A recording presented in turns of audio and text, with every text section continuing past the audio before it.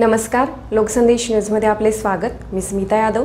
पाहूयात काही विशेष घडामोडी। आज दिनांक 6 फेब्रुवारी 2025 रोजी श्री साई मंदिरामध्ये दर्शनासाठी आलेल्या साई भक्तांसाठी गुरुस्थान जवळील उदी प्रसाद वाटप काउंटर येथे मोफत प्रसाद भोजन आणि नाश्ता पाकिट कुपन्स वितरणाचा शुभारंभ श्री साईबाबा संस्थानचे मुख्य कार्यकारी अधिकारी श्री गोरक्षा गाडेलकर यांच्या हस्ते करण्यात आले आणि यावेळी उपमुख्य कार्यकारी अधिकारी संदीप कुमार भोसले, मंदिर विभाग प्रमुख विष्णू थोरात, प्रसादालयाचे विभाग प्रमुख संजय शिंदे आदी उपस्थित होते।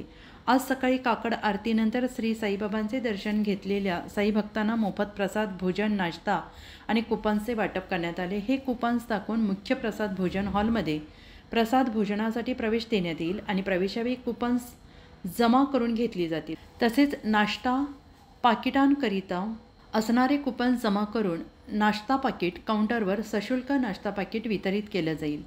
संस्थान प्रशासनाच्या या नव्या व्यवस्थेमुळे साई भक्तांना सुव्यवस्थित आणि सुरक्षित प्रसाद भोजनाची अनुभूती मिळेल। श्री साईबाबा संस्थानच्या वतीने आशिया खंडातील सर्वात मोठं प्रसादालय चालवलं जातं। या प्रसादालयामध्ये दररोज जवळपास 45 ते 50 हजार साई भक्त प्रसादाचा लाभ घेतात। हे प्रसादालय चालवत असताना काही साई भक्तांच्या तक्रारी आल्या होत्या की या ठिकाणी काही लोक जे आहेत ते दारू पिऊन येतात, धूम्रपान करतात। यामुळे जे आहे ते भक्तांना त्रास होत होता।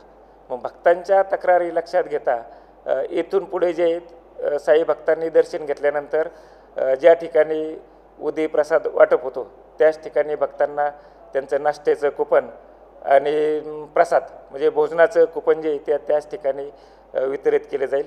हे कुपन जे आहेत हे कुपन घेऊन त्यांनी प्रसादालयात जायचं आहे आणि हे कुपन घेतल्यानंतर त्यांना महाप्रसाद म्हणजे भोजन त्या ठिकाणी उपलब्ध करून दिलं जाईल। जे साई भक्त निवासस्थानामध्ये राहण्यासाठी येतात त्यांचं त्या ठिकाणी रजिस्ट्रेशन झाल्यानंतर त्याच ठिकाणी त्यांना प्रसाद म्हणजे भोजनाचं कुपन आणि नाश्त्याचं कुपन दिलं जाईल।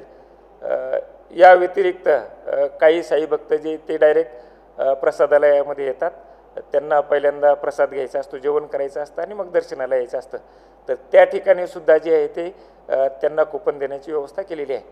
बाबांच्या दर्शनासाठी जे साई भक्त येतात त्यातील कोणताही साई भक्त जो या ठिकाणी उपाशी राहणार नाही अशी सर्व व्यवस्था जी आहे ती श्री साईबाबा संस्थानच्या वतीने करण्यात आलेली आहे। उद्या गुरुवारपासून या योजनेची अंमलबजावणी जी ती केली जाईल।